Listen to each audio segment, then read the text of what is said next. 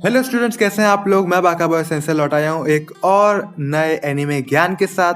और आज के क्लास में हम समझेंगे एनिमे फिलर्स को। तो आज का टॉपिक है अंडरस्टैंडिंग एनिमे फिलर्स। तो सबसे पहले हम बात करते हैं कि आखिर एनिमे फिलर्स है क्या, व्हाट आर फिलर्स। तो एनिमे फिलर्स या फिलर्स वो एपिसोड्स होते हैं जो ओरिजिनली मांगा में नहीं होते। जैसा कि आप सब जानते होंगे कि एनिमे यूजुअली मांगा से अडेप्टेड होता है, तो उसमें हर एपिसोड्स मांगा में हुए होते हैं। पर कई बार एनिमे में फिलर एपिसोड डाले जाते हैं, यानी कि वो एपिसोड जो मांगा में नहीं होते, ये एनिमे एक्सक्लूसिव एपिसोड्स होते हैं। पर ऐसा करने के पीछे क्या रीजंस है वो हम अपने अगले पॉइंट में जानेंगे कि व्हाई फिलर्स। तो एज एक्सप्लेन्ड इन गिंतामा, एनिमे में फिलर्स तब आते हैं जब उसका एनिमे मांगा से कॉट अप करने वाला होता है। तो अगर उसने एक बार कॉट अप कर लिया तो उनके पास अडेप्ट करने के लिए मटेरियल्स नहीं बचेगा, तो उन लोग एक छोटा सा डिटोर लेने के लिए फिलर आर्क्स डालते हैं या फिलर एपिसोड्स डालते हैं। पर ऐसा करने के कुछ कॉज एंड इफेक्ट्स होते हैं, कुछ रिस्क होते हैं। सबसे पहला तो है कि इससे शो के कैंसिल होने के भी चांसेस होते हैं, क्योंकि कई बार फिलर्स की वजह से शो बोरिंग हो जाता है और लोग उसे देखना छोड़ देते हैं, जिसकी वजह से उसकी रेटिंग कम होती है। कोई देखता नहीं है तो इसका मतलब प्रोडक्शन हाउस का भी, प्रोडक्शन स्टूडियो का भी नुकसान हो रहा है, तो उन लोग शो को कैंसिल ही कर देते हैं। अगर ऐसा कोई शो है जो आपको लग रहा होगा कि इतना अच्छा जा रहा था, अचानक से बंद क्यों हो गया, या इतना अच्छा जा रहा था, इन लोगों ने फटाफट खत्म क्यों किया इसे, तो उसका मेन रीजन ये भी होता है कि लोग उसे देखने में इंटरेस्टेड नहीं होते हैं, लोगों ने इसे देखना छोड़ दिया होता है, उसकी रेटिंग कम हो गई रहती है और प्रोडक्शन स्टूडियो का नुकसान हो रहा होता है। तो फिलर्स के 3 रिस्क हैं। सबसे पहला तो कि जब एनिमे किसी इंपॉर्टेंट पॉइंट पे फिलर्स डालता है या डिटोर लेता है, कह सकते हैं, मेन स्टोरी से, और उसके बाद जो ओरिजिनल मांगा है वो खत्म हो जाता है कुछ चैप्टर्स के बाद, और वो भी उस पॉइंट पे जब एनिमे वापस रिजॉइन करने वाला था। जब एनिमे अपने फिलर्स में जाता है और जब वो वापस आने वाला रहता है, तभी तक उसका मांगा खत्म हो गया रहता है। तो उन्होंने जिस वजह से ये डिटोर लिया था उसका पूरा मकसद ही खत्म हो जाता है। दूसरा रिस्क है कि जब एनिमे फिलर्स में जाता है और मांगा आगे बढ़ जाता है, लेकिन फिर वो वापस आता है और दोबारा कॉट अप करने लगता है और फिर दोबारा एनिमे को फिलर्स में जाना पड़ता है। तो एक कांस्टेंट आने जाने से काफी शो पे नुकसान पड़ता है, स्पेशली जब स्टोरी किसी मेन पॉइंट पे जा रही होगी।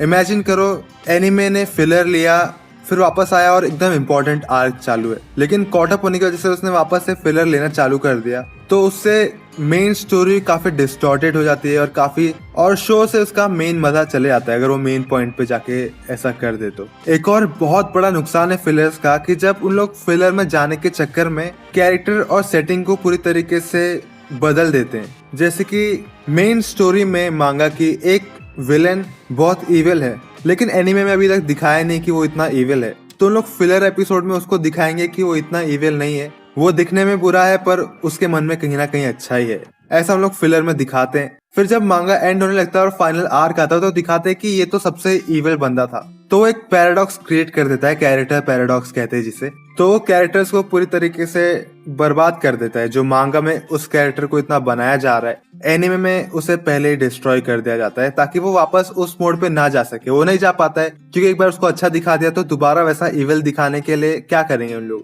कुछ ऐसा करेंगे जिससे फिर देखने वाले को लगेगा कि ये तो उन्होंने फोर्स्ड किया है, जबकि मांगा में वो इतना फोर्स नहीं रहता है क्योंकि राइटर ने पूरा सेटअप किया रहता है उसको वो ग्रैंड इविल दिखाने के लिए। तो ये तो थे नुकसान फिलर्स के। तो अभी आप पूछेंगे कि नुकसान है तो इसका कुछ फायदा भी है, तो मैं कहूंगा कि नहीं, नॉट रियली।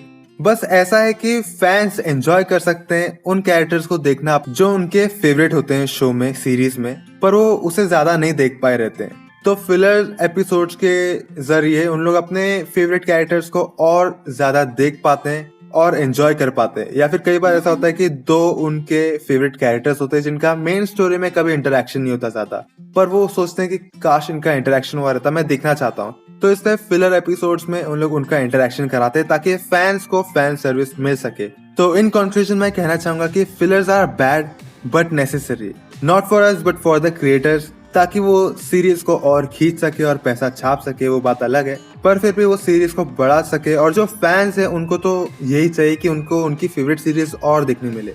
तो बस मेरे पास इतना ही था कहने के लिए। तो चलिए स्टूडेंट्स, आज के लिए इतना ही, मैं अभी विदा लेता हूँ आपसे। अगर आपको आज की क्लास पसंद आए तो इस वीडियो को लाइक करना, अगर आप मेरे चैनल में नए हो तो सब्सक्राइब करना, और मैं मिलूंगा आपको अगले वीडियो में। तब तक के लिए बाय।